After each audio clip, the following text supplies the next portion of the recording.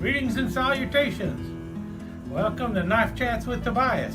What I thought I would show you is the HR 5044/5 Hen Rooster knife. Now this is one of those Sardinians. They have been showing these on Cutlery Corner network for, a year and a half now. I keep seeing them and I really like the looks of them, and I have been looking at getting one. However, the price on Cutlery Corner, their website, was really high for a knife that I suspected was not actually made in Germany, mainly because of the materials that were being used on it. And when I got to Smoky Mountain Knife Works and saw the box, which is what I suspected to begin with. Now, obviously, I went ahead and picked up the knife because I still like the knife and I really wanted the knife. But that is one of the things that you have to worry about with Hen Rooster.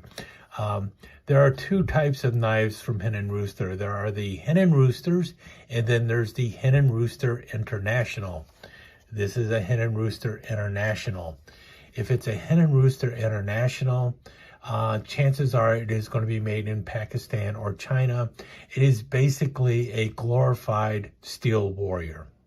It's not your classic Hen Rooster knives that have been made as the world's finest cutlery since 1845. They're not made in Germany. If they are made in Germany, they're going to cost a little more than what this knife would have cost. In any case, the one I picked up is the Sardinian. And like I said, I have been looking at picking up this knife for quite some time. But every time I looked at the price at Cutlery Corner Network, it's like, man, that knife is expensive. And I saw it listed at SMKW for less. However, it was out of stock. And just before I went to SMKW, the knife came back in stock online, and it's like, okay, well, if it's still in stock when I get back, I will order it, but hopefully it will actually be in the store and I'll actually be able to take a look at it ahead of time and decide if I really want it or not. And like I said, I suspected it was made in Pakistan to begin with. And, as you can see on the box, it is clearly stamped Pakistan, because if you look at the knife, nowhere on the knife will it say Pakistan. I was even looking to see if it was like engraved up here or if it was engraved along the spine or something like that. But no, nowhere on this knife does it say Pakistan. Clearly states Hen Rooster, and it's got the little hen and the rooster design there and the little trademark sign there. And then it clearly stamps HRI 5044/5 and then 4116 GS. The GS stands for German steel.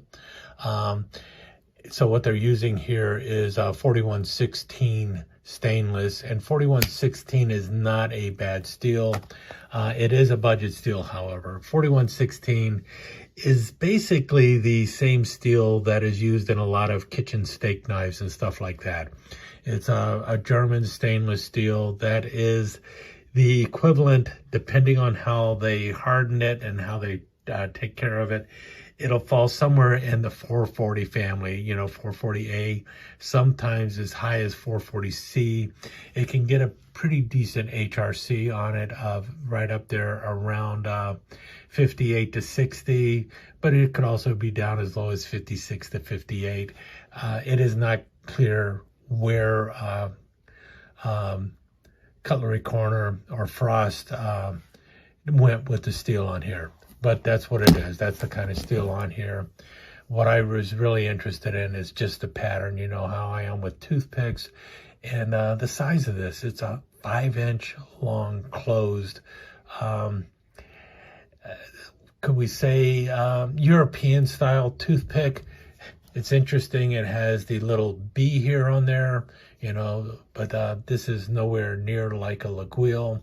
It is closer to, like a Spanish style of toothpick. I do like everything about the knife. It's got a very easy pull, which is fine because it is a lockback here. The one thing it doesn't need is the nail nick. The nail nick kind of ruins the lines on the blade. However, I have a feeling the nail nick is there for legal reasons. Some laws actually require a nail nick to be on a folding knife. And locks up really well.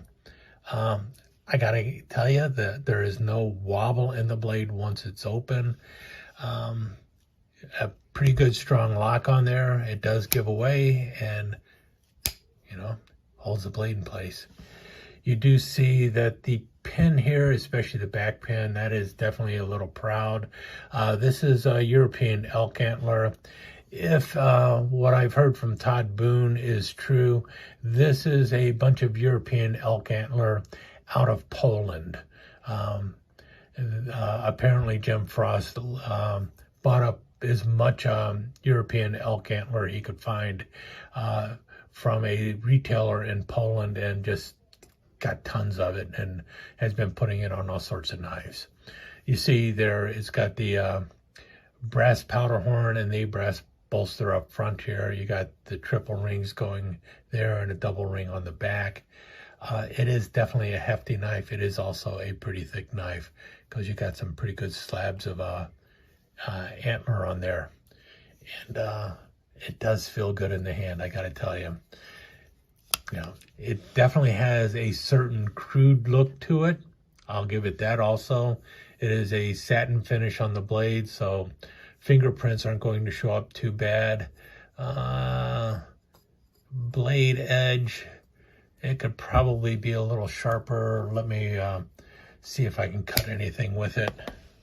Now, before I actually attempt to cut this paper, let me just tell you right now, chances are it's going to be more of a problem of headspace and timing on my part than the knife.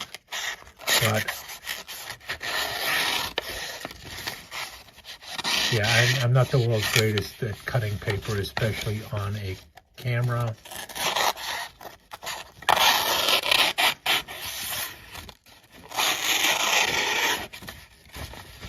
Especially if I'm sitting behind the camera.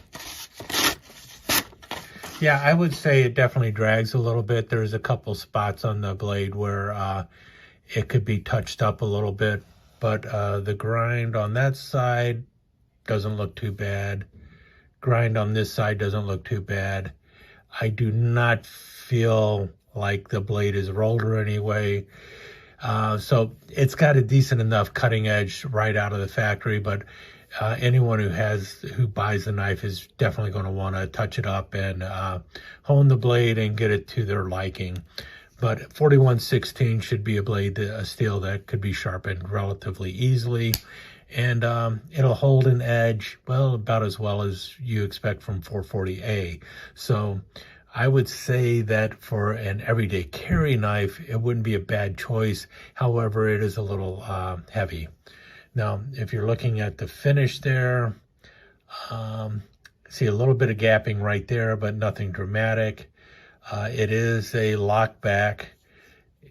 The brass, hopefully that is real brass, but you can see where the steel pin goes through the brass right there, which is common with brass. So there's not much you can do about that, but you cannot feel it. You can see it, but you can't feel it.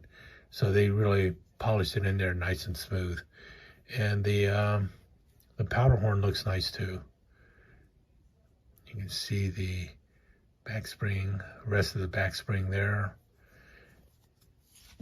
It is a pretty strong lockup. You definitely have to press down to get it to close. There is a, if you can see there, there is a bit of a knob underneath there or the little catch underneath there that is going to hook into the B there. So it is somewhat functional, and that is what's holding it. The interesting thing is the use of a lockback to break it. Usually it would be like a ring or the little lever or something like that, but they're using a lockback to lift the B up. If you notice, let's press down. See how the B is being released. So that's kind of cool. And all in all, I'm really happy with it. It's a knife I have been thinking about getting for quite some time. Now, had I paid the price at Cutlery Corner Network for this, I would have probably been a little more disappointed in the knife. But fortunately, it was in stock at SMKW. Now, and in stock at SMKW meant I paid $40 total for it because I was already there, and I did not have to pay for shipping. If I would have been buying this through Cutlery Corner Network, it would have been closer to $49 and then shipping on top of that. So we're talking closer to like $59 for this knife, and that would have been a little steep. But in the $40 range for a nice knife like this in Stag, I'm pretty happy with it, even with it being made in Pakistan. As for the steel in here, I know 4116. How do you know for sure it's 4116? I'm taking the word of Frost Cutlery on that, and they're staking the reputation of Hen Rooster on that. What Frost Cutlery says they do is they actually buy the 4116 German steel and they ship it to their factory in Pakistan for making it. And that is a process that a lot of companies will do. They will actually buy the steel in one location and and source the other material from other places, such as, like I mentioned with the Stag here. The Stag is out of Poland, the steel is out of Germany, the blade steel is out of Germany at least. I don't know where the brass comes from, things like that, but at the end of the day, the knife is then assembled by Frost in Pakistan, in their factory in Pakistan, and then it is sold, on Cutlery Corner Network as well as anywhere else that Frost knives are distributed. Now, as for what this knife is trying to be, I do have a few knives that are similar to this in both size and shape, and they're by other companies, and well, let's take a look at those real quick. So first off is my Cutlery. This one is in olive wood. Matter of fact, both of these knives are going to be in olive wood. This one is by Cutlery though, and as you can see, it has the ring release going on with it. See the brass pins and such, and full flat grind on the blade here. But you can see the general shape of it is very similar to the knife by Hen Rooster. Wider blade, wider handle, but in general about the same shape. And as you can tell, the Cutlery here is using a ring to release it. So the blade is definitely locked in place, nice and tight, just like you do with a copy. You pull back on the ring and it breaks free and you can close the blade. So that's the Cutlery. And then the other knife I have here is from Joker. This is the Sardinian, and again, it's in olive wood. It is a little more expensive than this one, but actually about the same price as what Cutlery Corner Network was charging for this. But you can also get this in genuine Elkhorn or Stag for about the same price as this knife. The difference is this one is actually made in Spain, and if you notice, it is using 4116 steel. And at one time, I actually thought this Hen Rooster might be coming out of Spain too, but the more I thought about it, I was thinking probably not.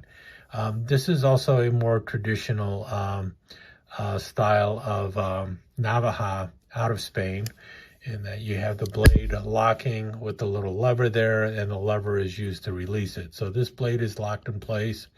You lift up the lever, press forward, it breaks it free, and then you can close the blade. Now this is a non-ratcheting one that has to do with laws in Spain, but you can see the very close similarity between these two knives. The difference being this one is just using a more traditional lockback. Not a bad choice. This is something that a lot more people will be used to using, especially in the United States, but this is closer to the true family of the knives. Also, the Joker is a little bit larger. In any case, very happy to have this knife in the collection. Is it perfect? No, but it's not bad either. All in all, I'm pretty happy with it. I'm glad I was able to find it at Smoky Mountain Knife Works and look at it before I bought it. I actually did look at about 3 or 4 of the knives. This one, as you can see, has a blade that is relatively centered. Several of the other ones that I had, the blade was definitely riding very, very close to the sides. So the blade centering was an issue on the knives at the store, and would have obviously been a problem with the knives if I had bought it online. So one of the good things about being able to pick it up online at Smoky Mountain Knife Works. And that is one of the things I like to do when I go to SMKW, is I definitely love to go over by the frost counter and look at the various knives by Jim Frost, because I can actually look at multiple versions of the same knife and grab the best one. In any case, with that said, I'll let you go. Stick around for some slides.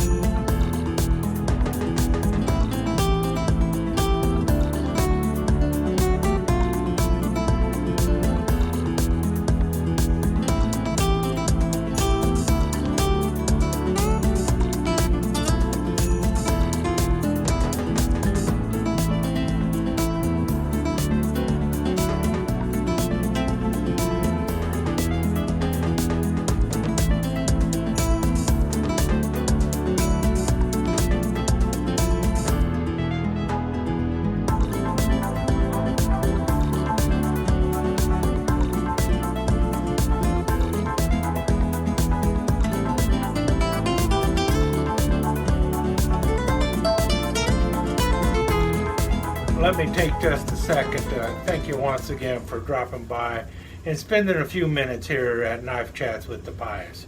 I really do appreciate it, and I do appreciate any comments that you leave. So please remember to give me that thumbs up, and also don't forget to subscribe and ring that notification bell so you'll know when the next episode is up and running. Thanks again for dropping by. Really do appreciate your time here.